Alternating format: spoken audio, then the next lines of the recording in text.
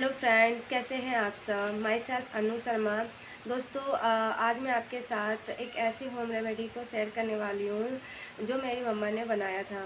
दोस्तों, मुझे कैसे काफ़ी ज़्यादा जुकाम हो रहा था, तो उन्होंने मुझे बनाकर मुझे पिलाया, तो मैंने उससे काफ़ी ज़्यादा रिलीफ फील किया।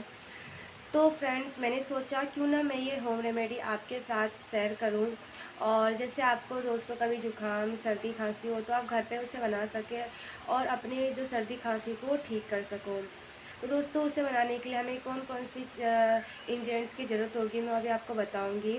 फ्रेंड्स, इस होम रेमेडी को बनाने के लिए हमें ज़रूरत पड़ेगी डाबर हनी की। तो दोस्तों, आप जो भी आपके पास हनी हो आप उसे ले सकते हो। तो मैंने डाबर हनी लिया है। नेक्स्ट है फ्रेंड्स जिंजर। तो फ्रेंड्स, जिंजर को अच्छे से पील ऑफ कर लेना। मैंने अभी हल्का किया है और मैं अच्छे से कर ले रही हूँ।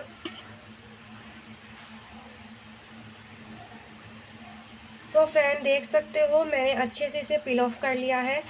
तो फ्रेंड्स, अब मैं इसे कद्दूकस करूँगी इस जिंजर को।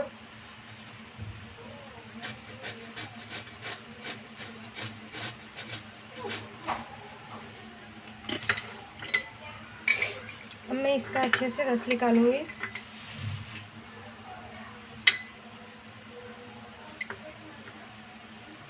दोस्तों, 1 चम्मच तरह फ्रेंड्स निकल किया है। तो दोस्तों, जिंजर का जो रस है 1 चम्मच निकल चुका है। अब मैं इसमें 1 चम्मच शहद को ऐड करूँगी।